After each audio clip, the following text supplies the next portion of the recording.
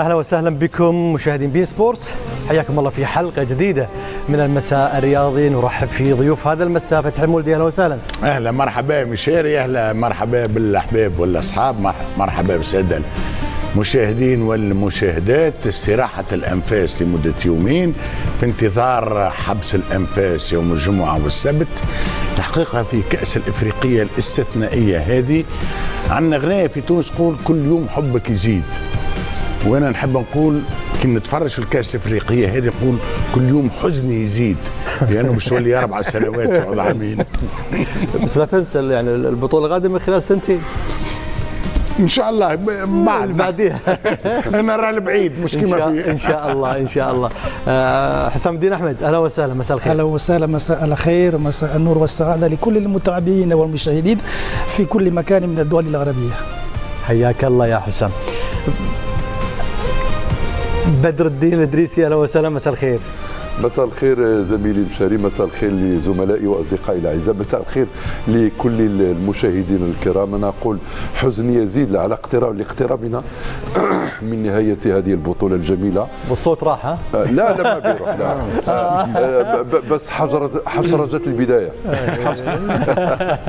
كنت نقص من الغناء، انا وصيته كنت نقص من الغناء اثناء القدوم للحس. لا بس هذه البطوله، هذه النسخه بالذات تشجي، يعني تدفعك الى انك تنشد وتغني وتفرح، لأن المستويات جميله وبطوله ما شاء الله تشرف الافارقه وتشرف العرب ايضا. صحيح، بطوله ولا اروع من الناحيه التنظيميه هي الافضل، وكذلك من الناحيه الفنيه هي الاعلى. صابر الغراب اهلا وسهلا. اهلا بك يا مشاري، تحياتي ليك وللاصدقاء جميعهم. انا صحيح مش موجود مع فتحي في الفندق، بس انا متاكد انه فتحي قبل ما بينام بيتكلم على حكايه تنظيم بطوله افريقيا كل 4 سنين، واول ما بيصحى من النوم بيتكلم على تنظيم بطوله افريقيا كل 4 سنين، واكيد على الوجبات الافطار والغداء طبعا دي يفيدنا فيها بل. اكيد. بس هو طبعا مسكين زعلان جدا، وانا مقدر زعله، ولكني ما زلت. وانت زعلان ولا لا؟ لا زعلان عشانك بس، انما طبعا للقرار. عجبتك 4 سنوات انت؟ لا طبعا عجباني. انا صخير كتاب على الجماعه.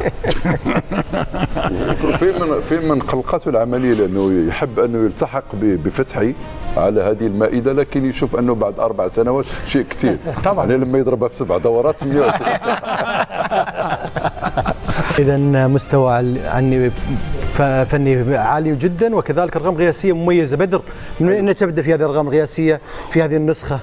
والله تعجزنا هذه البطولة، هذه الدورة، لأنه أرقام ما شاء الله أرقام كثيرة جدا، لا على مستوى التهديف، لا على مستوى أيضا وصول أقوى المنتخبات، على مستوى صدارة المنتخبات القوية لمجموعاتها، سواء أيضا الانتقال 7 من أصل 8 منتخبات كانت توجت باللقب الإفريقي تصل إلى ثمن النهائي، إلى ربع النهائي. أتصور على أننا بكل مقاييس أمام بطولة فارقة من ناحية المستويات، من ناحية الخصوصيات، من ناحية أيضا النواحي التهديفية، حتى الارقام. ونحن نلاحظ هذه الارقام بدر في مساله ان هذه النسخه في المغرب عدد المباريات في 44، الاهداف هي الاعلى في تاريخ الكان في معدل 2.47 هدف في كل مباراه، والمباريات اللي انتهى فيها الفوز تخطت 30 مباراه، يعطينا ان هذه النسخة تهديفيا هي المميزة والقياسية. هي تهديفية أولا، ثم هي أيضا عندها مباريات مفتوحة، المنتخبات كلها تلعب من أجل الانتصار.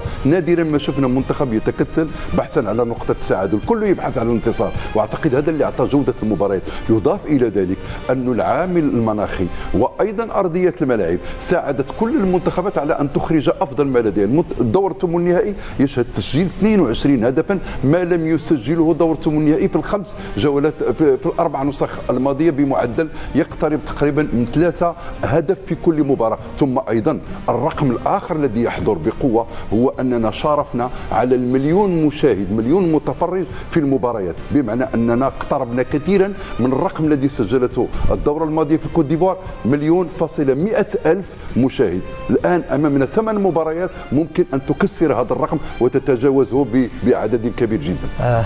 ارقام قياسيه جدا مميزه.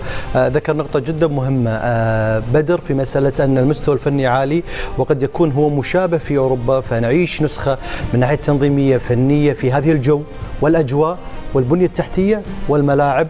ظهرت لنا هذا المستوى الفني الذي كان من خلال أرقام قياسية عشناها في هذه النسخة. صحيح النجاحات توجتها المنتخبات أولا بالمستويات، وثانيا وهو الأهم من وجهة نظرنا ومن وجهة نظر المتابعين في عدد الأهداف. ليه احنا بنقول عدد أهداف رقم قياسي؟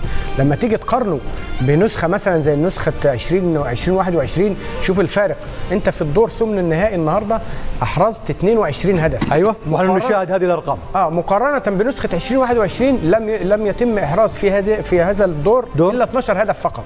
تخيل أنت تتكلم عن 10 أهداف تقريبا ضعف الأهداف. نعم. كان كان الرقم القياسي في الدور ثمن النهائي كان في نسخة 2019 وشهد إحراز 19 هدف فقط.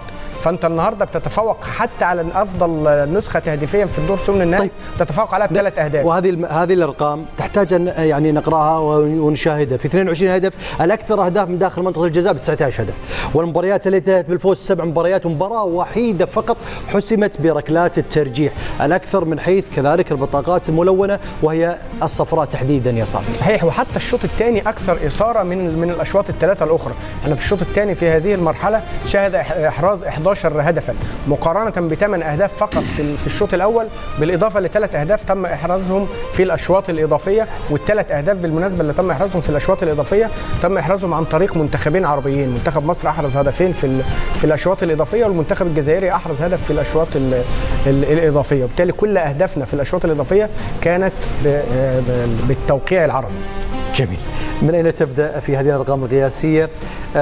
علمنا مدى حزنك وحرصك، لكن القرار تم اتخاذه في مسألة كل 4 سنوات، لكن في هذه النسخة قد شهدنا رقم قياسي لولا وقدر الله ما شاء فعل في مسألة خروج منتخب تونس. كنا شهدنا دور ربع نهائي في كل من حقق تاريخيا بطل لهذه النسخة، لكن حاليا 7 أبطال متواجدين باستثناء مالي، وكذلك أرقام قياسية. صحيح، هذه النسخة الحقيقة استثنائية بكل المقاييس، ويزيد ندمنا على كونها تولي كل عامين. والنسخة هذه النسخة هذه اللي هي اقرأ يا فتحي. تم إقصاء منتخب تونس من الأدوار الإقصائية بكأس أفريقيا 7 مرات 17 من 22 برشا 17. احنا ندخلوا ونخرجوا منها، احنا عاملين كما نقولوا احنا دخله خارجه. احنا تعرف تونس، والله تونس عندها رقم قياسي في المشاركات المسترسله الوحيد، اكثر من مصر، اكثر من المغرب. صحيح. اكثر من كل البلدان. حاضرين لكن بالغياب. نحضروا، احنا نقولوا في تونس نبوسوا الحيط ونروحوا. احنا ما نكملوش 17 مره. تبوس الحيط وتمشي. ولا تبوس الحيط ونروح. 17 ده رقم كويس يعني. هم بيتأهلوا بس يقول لك مدى نجاح المشاركات فعاله ولا لا يا صابر؟ لا، انا نحكي الحضور. تونس يا صابر، الحضور. تونس عندها الرقم القياسي. ماذا فعلت عندما حضرت؟ باست الحيط وروحت. ده الموضوع، هذا هو معناه. لا صابر قد يفسر كلامه ان تونس شاركت يعني، لكن تونس دائما تشارك، لا تبحث عن اللقب. هذا لا بالطبع. ونعطي يعني انا بس بوضح ان الرقم ده تم ذكره للاشاده بتاريخ تونس. يعني كونك ان انت 17 تودع من المراحل الاقصائيه معناها ان انت ما خرجتش من مرحله. يا صابر انت تملك 7 ألقاب يا منتخب مصر، صح ولا لا؟ لماذا لا تونس؟ يعني تونس يعني ليش ما تكون مشاركاتها بحجم تسجيل هذا الرقم القياسي لمنتخب مصر؟ ده جزئيه اخرى، انما أنا في هو هذا اللي انت هذا قصد بدر. الجزئيه دي تحديدا دي اشاده بمنتخب تونس. يعني عدد مشاركات ولا عدد تحقيق القاب. 17 مره انك بتتخطى مرحله المجموعات. ده امر جيد يا صابر. والله لا يدغدغ عواطفك. لا بس يكمل ما تخلينيش. بس يكمل فتحي، انت يكمل. تحكي 7 ألقاب. انا نقول لك احنا تونس 7 مشاركات في كاس العالم.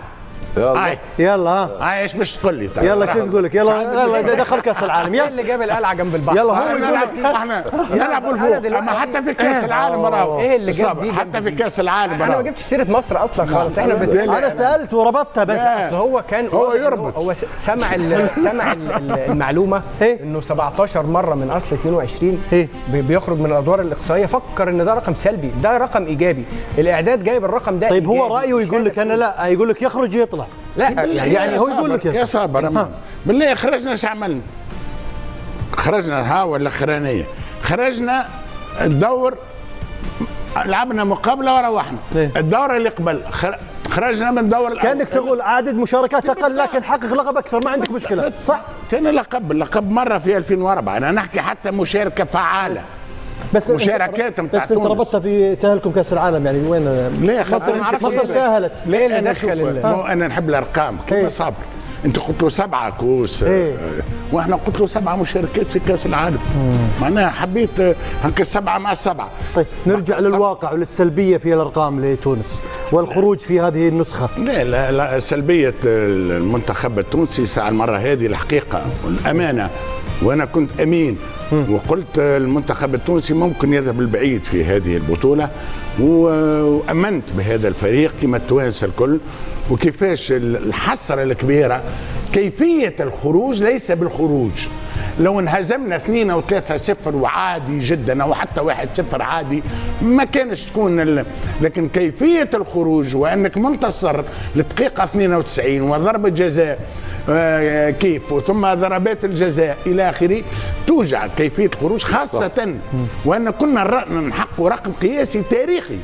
8 فائزه بالكاس الافريقيه، كانت تكون روعه، وكان بلاتو روعه. كان بالامكان افضل من ارجع لي يا حديث الزمان. يا حديث الزمان. من الرقم السلبي الى رقم ايجابي يا حسام الدين احمد في مشاركه الجزائر. الجزائر في مشاركه ايجابيه، ونحن نلاحظ معكم هذه الارقام واضحه الارقام امامكم. في فاز منتخب الجزائر في اول 4 مباريات في كاس افريقيا 2025.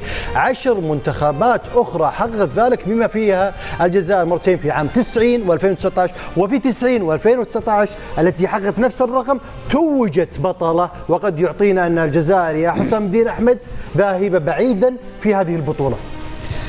نعم حقا ان منتخب الجزائر كما قلنا في البدايه ان يبقى الافضل من العرب حاليا. وإذا لاحظنا أن في سنة 2019 في مصر بدأ منتخب الجزائر في هذه الحالات ثم فاز باللقب.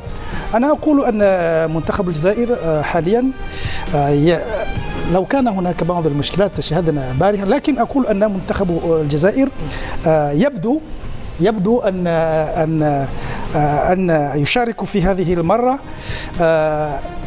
لكي يذهب بعيدا جدا، لكن الأسئلة حاليا المباراة المقبلة أن أنا أقول أن المنتخب الأفضل في هذه البطولة نيجيريا، ثم نيجيريا كذلك. نيجيريا لها رقم مميز. اي نعم، نيجيريا لها رقم مميز. ثم الجزائر. أقول أن هو المباراة القوية في هذه. هذا منتخب لنيجيريا. حققت نيجيريا يا حسام الدين أحمد مشاهدينا الكرام الفوز في أول 4 مباريات لها في نسخة واحدة من كأس أفريقيا للمرة الأولى في تاريخها. رقم مميز بال4 انتصارات المتتالية، يعطينا أنه هو واحد من المرشحين الكبار في هذه النسخة. نعم هو الأول. نعرف أن في البطولة الماضية في كوديفوار كان في مباراة نهائي لابد أن نقول هو من المرشحين، لكن بعض الأوقات نيجيريا يبدو أنه قوي قبل المباراة، ولكن بعض الأوقات في المباراة يخرج ولا نعرف كيف يخرج. إن شاء الله سيكون هكذا في المباراة المقبلة. إن شاء الله الجزائر سيفوز. صابر، من رقم نيجيريا ورقم لمنتخب مصر كذلك. منتخب مصر للمرة 11 في تاريخه في ربع النهائي، رقم كبير لزعيم القارة في أرقام مميزة، خصوصا المنتخب مصر دائما حتى وإن كان بعيد منطقيا واقعيا إلا هو يكون داخل البطولة مختلف بهذه الارقام المميزه. صحيح، رقم كبير جدا، وخصوصا اذا ما اخذت في الاعتبار انه هو ده تقريبا في فتره 3 عقود فقط هذه الفتره او هذه الاحصائيه، لانه ما قبل ذلك ما كانش فيه التاهل للدور للدور ثمن النهائي، باعتبار ان البطوله احيانا كانت بتقام بعدد فرق منتخبات اقل، فبالتالي 11 مره انك بتتواجد في الدور ربع النهائي رقم كبير جدا بيعكس قيمه مصر في بطوله افريقيا بشكل عام. وكمان هنستثنى 3 نسخ اللي هم اقيموا بعد نسخه 2010 اللي لم يتاهل فيهم المنتخب المصري لاسباب كانت بتمر بها البلاد وقتها، وبالتالي اعتقد انه رقم كبير جدا يضاف الى سلسله الارقام الكبيره اللي بتحققها مصر في البطوله. احنا اتكلمنا قبل كده قلنا تقريبا 90% من الارقام القياسيه الخاصه بالبطوله بتتعلق بالمنتخب مصر، اكثر انتصارات، اكثر مشاركات، اكثر القاب، كل الارقام القياسيه تقريبا بتصب في مصلحه مصر او مسجله باسم مصر. لذلك 11 مشاركه في الدور ربع النهائي. اتمنى ان شاء الله ان بعد 3 أيام او 4 نبتدي نعد عدد مرات مصر في الدور نصف النهائي وهكذا لحد ما نوصل للقب.